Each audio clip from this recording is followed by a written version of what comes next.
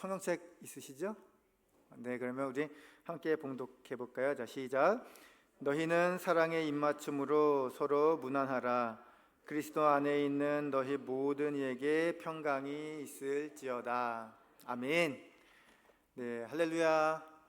네, 금요 성령 집회에 또 참여하기 위해서, 또 예배를 드리기 위해서, 또 거룩한 또 우리 주님의 성전에서, 그리고 각자의 소중한 예배 처소에서 또 예배를 드리는 성도님들에게 하나님의 사랑과 은혜가 함께하기를 진심으로 축복합니다. 우리가 인생을 살다 보면요, 도움이 필요할 때가 있고 또 도움을 또 받을 때도 있습니다. 도움을 줄 때도 있어요. 그리고 위로가 필요할 때도 있고 위로를 해야 할 때도 있습니다. 그래서 테레사 수녀가 이런 말을 한 것 같아요. 가장 큰 질병은 결핵이나 문둥병이 아닙니다. 아무도 돌아보지 않고, 아무도 위로하지 않고, 아무도 사랑하지 않고, 아무도 필요로 하지 않는 것, 이것이 가장 무서운 병입니다. 세상에는 빵이 없어서 죽어가는 사람도 많지만 작은 사랑이 없어서 죽어가는 사람이 더 많습니다. 우리가 살아가면서 수많은 사람들을 만나고 또 우리 의지와는 상관없이 사람들에게 인상을 남기면서 살아갑니다. 그런데 한번 각인된 인상은요, 여간에서 이렇게 바뀌지가 않습니다. 그래서 첫인상이 가장 중요하다고 이야기를 하죠. 글쎄요, 우리의 인상이 그 처음 만나는 사람에게 또 좋은 인상을 심어주었다면 다행이지만 또 나쁜 인상을 또 심어주었다면 그 이후에는 무엇을 하든지 간에 그 사람이 조금 좋지 않게 이렇게 비춰지게 됩니다. 그래서 인간의 지혜는 뭐 특별한 것이 없는 것 같아요. 인간관계의 지혜는 글쎄요, 사람들에게 좋은 인상을 심어주었다면 그 좋은 인상이 지속될 수 있도록 또 좋은 인상을 남기기 위해 노력하는 것이고, 그리고 혹시 나쁜 인상을 남겼다면 좋은 인상으로 바꾸기 위해서 노력하는 것, 이게 인간관계의 지혜 아니겠습니까? 물론 한번 미운 털 박히면 뽑아내기가 여간 그렇게 쉬운 게 아니에요. 그래도 이따금씩 나쁜 인상을 뒤집을 수 있는 절호의 기회가 인생 살다 보면 수차례 우리가 또 맞이하게 됩니다. 그것은 바로 우리가 커다란 어려움을 만나서 위로와 도움이 절실히 필요로 하는 때, 그때 우리의 인상을 뒤집을 수 있는 절호의 찬스가 되기도 합니다. 사람들은 모든 것이 넉넉하고 일이 순조롭게 풀릴 때에는 다른 사람의 베푸는 호의에 좀 둔감하게 됩니다. 오히려 아니 나는 이 정도 대접받을 만한 사람이야. 내가 이렇게 잘났으니까 당연히 나는 이런 섬김 대접받을 만한 자격이 있지, 이렇게 생각합니다. 그런데 고통 가운데 있을 때는 조금 달라요. 간단한 위로의 한마디, 소소한 도움 한 가지가 매우 크게 내가 힘들고 낙심할 때는 다가오게 되는데요, 실제로 거기에서 정말 큰 힘을 얻게 됩니다. 그래서 지혜로운 사람은 이처럼 좋은 절호의 찬스 놓치지 않습니다. 제가 예전에 김남전 목사님이 어떤 책인지 또 잘 기억이 나지 않는데 그 책에서 책을 많이 쓰셨잖아요. 그 책에서 보았던 하나의 에피소드 들려드릴게요. 사람들과 잘 지내는 신학교 교수님이 한 분 계셨는데 어느 날 세미나를 마치고 그 교수님과 함께 몇 사람이 이제 식당에 이제 갔대요. 그런데 종업원으로 보이는 아주머니께서 막 메뉴와 물컵 이렇게 들고 오는데 안 좋은 일이 있었는지 막 표정도 좋지 않고 매우 어두웠다고 합니다. 그러더니 막 물컵도 막 이렇게 탁탁 이렇게 놓고 메뉴판도 이렇게 탁탁 놓고 표정도 어둡고, 그리고 이제 갔다는 거예요. 그래서 신학과 교수님이 이제 아주머니를 이렇게 불렀습니다. 그 아주머니는 마지못해 교수님께 다가오면서 막 짜증이 담긴 소리로 네, 왜 부르셨어요? 이렇게 이야기를 했대요. 그때 교수님이 얘기했습니다. 아주머니 일하시느냐고 참 힘드시죠? 제가 바쁜 시간에 이렇게 우르르 몰려와서 죄송합니다. 바쁜 시간일 때는 좀 그래도 쉬엄쉬엄 일을 하셔야 되는데 이렇게 우리가 한꺼번에 와서 죄송해요. 그러면서 10,000원짜리 지폐 하나를 이렇게 딱 드렸대요. 그러다 놀랍게도 아주머니 얼굴이 너무 활짝 밝게 빛나더라는 것입니다. 그리고 그 후에요, 반찬이 떨어지기가 무섭게 이 아주머니가 반찬을 이렇게 리필을 해주셨다는 거예요. 이제 목사님과 교수님은 몇 마디의 다정한 말과 그 10,000원짜리 지폐 하나에 그 위력을 실감하면서 식사를 하고 있는데 갑자기 막 주방 속에서 투닥투닥하면서 막 다투는 소리가 막 들렸다고 해요. 자세히 들어보니까 아니 이 아주머니께서, 서빙을 보는 아주머니께서 아니 손님이 왔으면 반찬을 내놓아야지 뭘 이렇게 아끼냐고 서로 싸웠다는 겁니다. 주방장 아저씨랑 말이죠. 진실된 작은 호의 하나가 더욱 따뜻한 경험을 할 수 있게 해주는 것이었습니다. 그런데 반대의 경우도 있었다고 해요. 이 교수님에게 좋은 팁을 배우신 김남준 목사님이 이제 가족과 함께 돼지갈비를 먹으러 이제 가셨대요. 그런데 이번에도 음식을 나르는 아주머니 얼굴이 여간 어두운 게 아니었다고 합니다. 이 고기를 잘라주는데 고기를 자르는 건지 이제 이 아주머니 손을 자르는 건지 너무 위태위태했다고 해요. 목사님이 교수님의 따뜻한 행동의 위력을 봤잖아요. 그리고 10,000원짜리 지폐 한 장이 얼마나 위력이 대단한지 이제 본 터라 그 아주머니에게 똑같이 이제 친절한 말을 건네고 또 약간의 팁을 주면서 이제 말씀을 이어갔습니다. 그런데 이상한 것이 있어요. 그 전에 그 서빙을 보던 그 아주머니, 교수님과 함께 식당에서 서빙을 보던 그 아주머니와는 완전히 그 반응이 완전 정반대의 모습이었던 겁니다. 이 아주머니께서 그냥 무표정하게 네 감사합니다 그렇게 봤더니 계산기에 그대로 가서 그 계산기 옆에 있는 그 돈통에 그냥 10,000원짜리 이렇게 지폐를 그냥 집어넣더라는 거예요.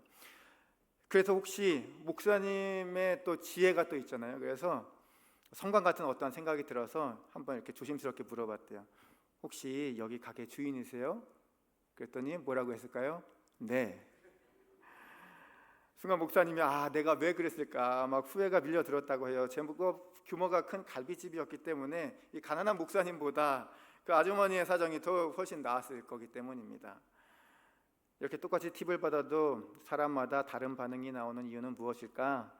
한 사람은 그런 도움과 친절이 꼭 필요한 사람이었고요. 또 다른 사람은 그럴 필요를 전혀 느끼지 못하는 사람이었기 때문이었습니다. 그래서 우리는 상대방이 위로를 필요로 하는 순간을 놓치지 않도록 위로의 타이밍 잘 맞춰야 합니다. 그렇기 위해서는 단 한 가지 방법이 있는데 제가 터득한 방법이거든요. 알려드릴까요? 좀 제가 알려드리면 되게 유용합니다. 유익해요. 그러니까 저를 위해서 또 성원교회를 위해서 기도해 주셔야 돼요. 제가 여태까지 살면서 터득한 그 인간관계의 지혜입니다. 들을 준비 되셨죠? 정말 놀라운 비법이에요. 제가 여기 우리 성원교회에서만 알려드리는데요. 정말인데? 네. 뭐냐면 정말 상대방을 진심으로 사랑하는 거. 그게 비법입니다. 그게 비법이에요. 정말 저의 그 위로가 필요할 순간에 저의 그 기회를 포착해서 위로를 해주고 따뜻한 말을 해줄 수 있는 방법이 있는데요. 진심으로 사랑하면 그게 가능하게 됩니다. 내 마음보다 상대방 마음 한 번 더 헤아려보고 또 내 상황보다 상대방의 상황을 먼저 고려하는 것. 다시 말하면요, 꼭 위로의 타이밍을 찾으려고 이때 내가 위로해야지, 이때 격려해야지, 이때 좋은 말 해야지 이렇게 노력하기보다 진심으로 상대방을 사랑하잖아요. 그러면 기가 막히게 위로의 타이밍을 잘 포착할 수 있게 됩니다. 로마서를 보면요, 따뜻한 교리나 너무 어려운 성경이라고 성도님들이 아마 생각하실 수도 있을 텐데요. 로마서는 전체에 걸쳐서 성삼위 하나님께서 우리를 얼마나 사랑하시고 우리를 얼마나 존귀한 존재로 세워주셨는지 만들어주셨는지에 대한 내용이 담겨진 정말 보석 같은 성경입니다. 여러 구역학자들이요, 선지서들을 보면서 선지서들 보면은 좀 끔찍한 내용들도 좀 나오기도 하고 회개하라 회개하라 이렇게 외치잖아요. 그런데 많은 구역학자들이 선지서를 일컬어서 하나님이 우리를 향한, 이스라엘 백성을 향한 러브레터, 연애 편지 이렇게 이야기를 하거든요. 저는 마찬가지인 것 같아요. 로마서가요, 정말 우리를 향한 하나님의 러브레터, 연애 편지 같습니다. 우리 함께 로마서 5장 8절 말씀 함께 봉독해 볼까요? 자, 시작.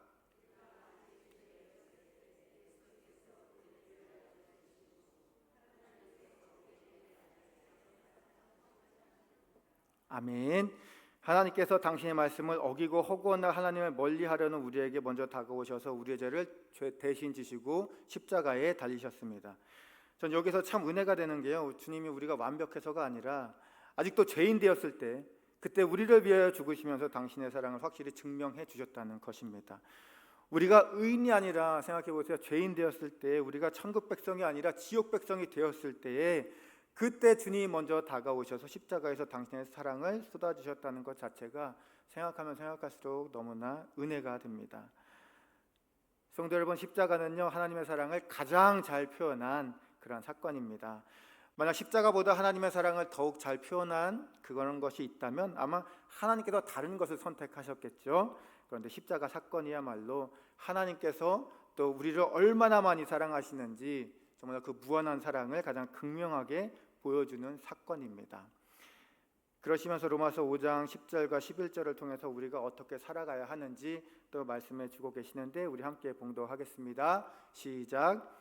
곧 우리가 원수 되었을 때에 그의 아들의 죽으심으로 말미암아 하나님과 화목하게 되었은즉 화목하게 된 자로서 더욱 그의 살아나심으로 말미암아 구원을 받을 것이니라. 그뿐 아니라 이제 우리도 화목하게 하신 우리 주 예수 그리스도로 말미암아 하나님 안에서 또한 즐거워하느니라. 아멘. 성도님들께 제가 질문 하나 드리겠습니다. 우리 성도님들은 좀 어려운 문제도 굉장히 잘 맞추시는 은사가 있는 것 같아요. 제가 몇 번 질문을 해봤는데 아주 잘 맞추시더라고요. 자, 질문을 드리겠습니다. 우리를 향한 하나님의 뜻 방금 성경에서도 읽었는데요. 무엇일까요? 왜 우리를 구원해 주시고 의인으로서 삶을 허락하셨을까요? 손 드시고 대답하시면 됩니다. 저는요 틀린 것도 맞다고 해요. 항상 괜찮아요. 자유롭게.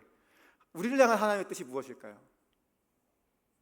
네, 항상 주님의 은혜 가운데 거하고 어떤 상황 속에서도 하나님을 바라보고 믿음으로 승리하고 낙심하지 말고 절망하지 말고 두려움 없이 담대하게 하루하루를 살아가는 것인데요.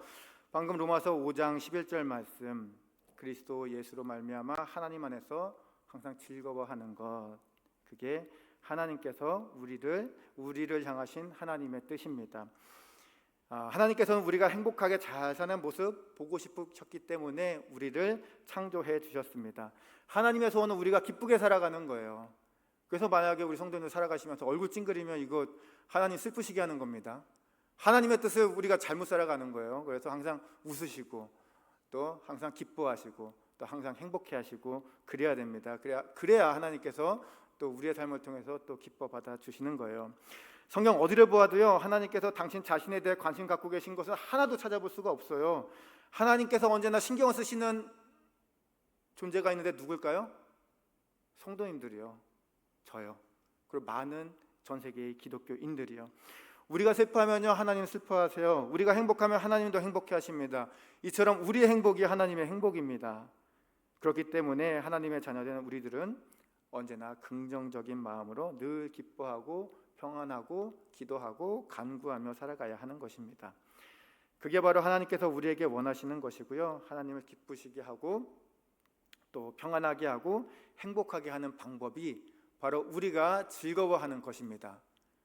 그래서 우리 성도님들 이제 내일부터 오늘 당장부터 기도할 때도 웃으시면서 기도하시기를 바랍니다. 네, 행복해 하시기를 바랍니다. 그런데 요즘 사람들에게 요즘 어떻게 사세요? 이렇게 물어보면 대부분 살기 힘들어요. 경제가 안 좋아서 돈이 돌지 않습니다. 또 가족 중에 병이 걸린 사람이 있어요. 또 뭐 자녀 취직 혹은 뭐 결혼 문제 때문에 걱정이에요. 뭐 이렇게들 이야기합니다.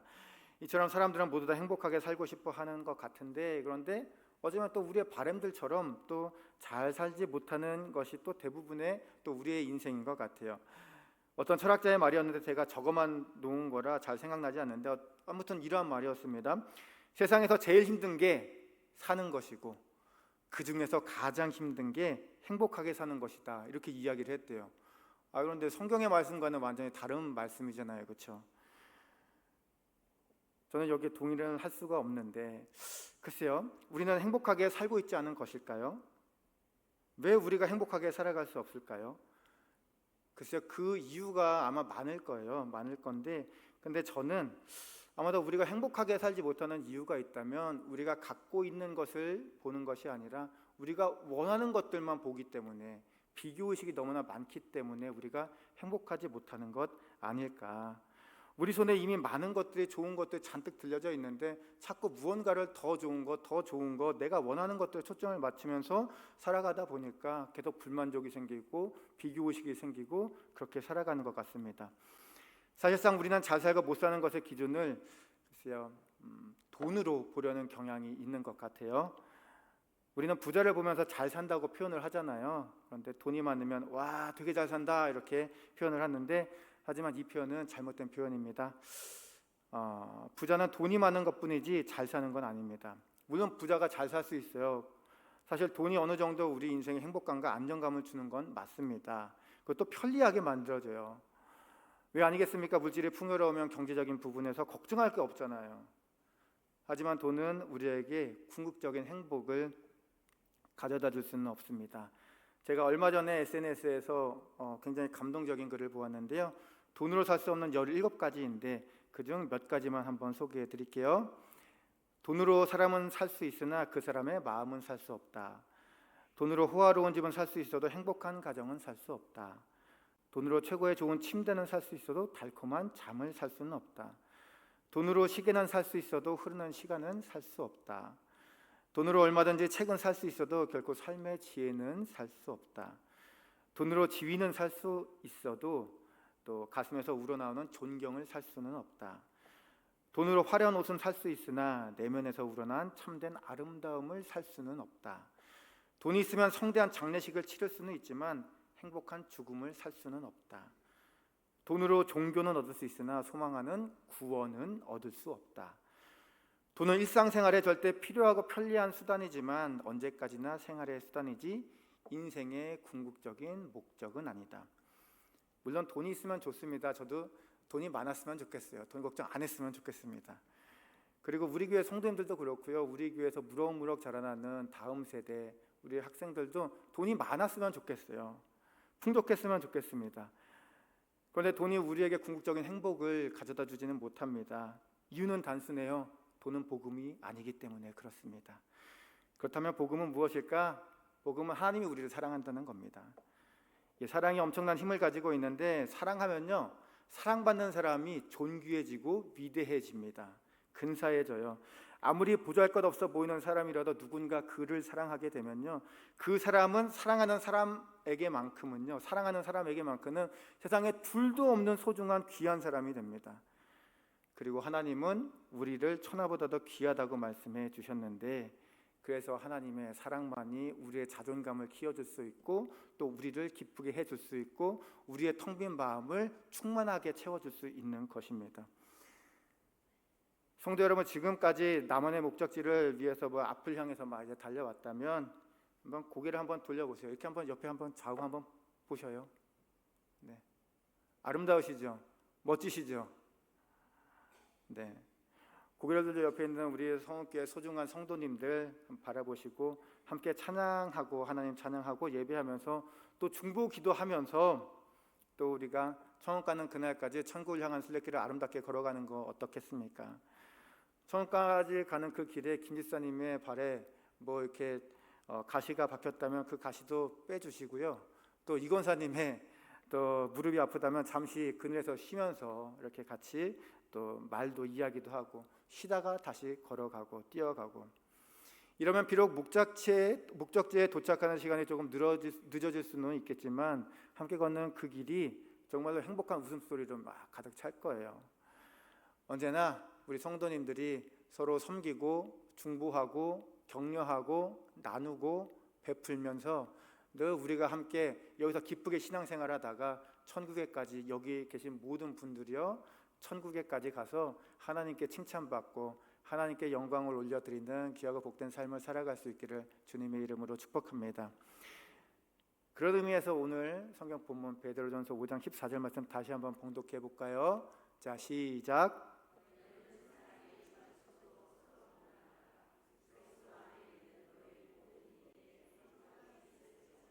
아멘. 사랑에 임하침으로 서로 무난하면요, 모든 이에게 평강이 있다고 해요. 제 이야기가 아니라 성경 말씀입니다. 성경에 나오는 인물 중에서 가장 부자였던 사람, 세상에서 가장 출세했던 사람 중 한 명을 뽑자면 아마 솔로몬이 아닐까. 왕이었잖아요.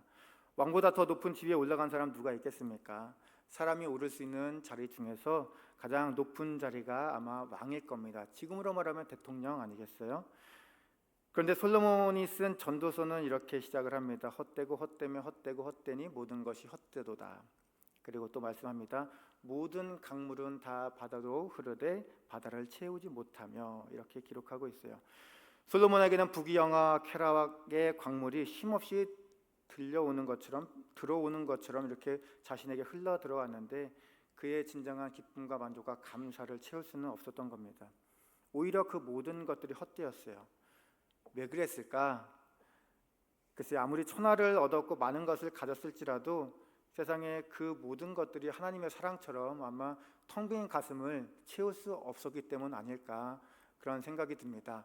그러나 파스칼이 이렇게 이야기를 했잖아요. 사람의 마음속에는 커다란 구멍이 있다. 그 구멍 안에는 어떠한 쾌락도, 어떠한 지적 욕구도, 또 어떠한 물질도, 어떠한 행복, 어떠한 것도, 세상의 어떤 것도 채울 수 없다. 오직 예수 그리스도의 사랑으로 채울 수 있다. 이렇게 이야기한 거 아니겠습니까? 세상에는 평안과 편안이 있습니다. 이 둘은 발음도 비슷하고 개념도 비슷한데요. 어느 것이 진짜 복이고 또 어느 것이 가짜 복일까? 성도님 맞춰보세요. 평안이 진짜 복일까요? 편안이 진짜 복일까요? 평안, 그렇죠? 모두 다 맞추셨네요. 네, 제가 이쪽은 안 보고 있어도 분명히 평안 얘기하셨을 거예요. 네, 맞습니다. 평안이 진짜 복이고요. 편안은 가짜 복입니다. 사람이 불편할 때는 편안한 것을 찾는데요. 일단 편해지면 그때부터는 이제 그런 것에 흥미가 없어져요. 게다가 편안은 우리를 약하게 만드는데요. 서양의 격언에 그런 말이 있습니다. 우유를 마시는 사람보다 우유를 배달하는 사람이 더 건강하다. 이런 말이 있거든요. 사람들은 편하게 살면 약해져요. 건강도 약해지고 정신도 약해지고 마음도 약해집니다. 그런데 이러한 현상은 우리의 믿음 속에서도 마찬가지인 것 같아요. 다른 사람들 안 보고요. 저만 봐도 편안해지면 저는 믿음이 약해지는 것 같아요. 편안해지면 믿음 또한 약해지기에 하나님은 절대로 사랑하는 사람을 편안하게만 두지는 않는 것 같아요. 그래서 물속에도 집어넣으시고 불시험도 주시고 하시는 것 같습니다. 그런데 연단을 통해서 정말 믿음이 성장한 사람은 하나님이 주시는 평안을 누리면서 살아갈 수 있게 되는데, 평안한 사람은 고난과 시련이 다가와도 어떤 상황 속에서도 잠잠히 하나님만 바라보며 넉넉하게 여유로운 마음으로 살아갈 수 있게 됩니다. 우리 성도님들 편안한 것이 꼭 잘 사는 건 아니고요. 또 진정한 기쁨과 또 행복은 편안이 아니라 진짜 복, 평안을 누리시는 것이라는 것을 꼭 기억하시면서 서로 사랑으로 무난하면서 하나님 주시는 예수 그리스도 안에서 하나님 주시는 평안을 마음껏 누리실 수 있기를 주님의 이름으로 축복합니다.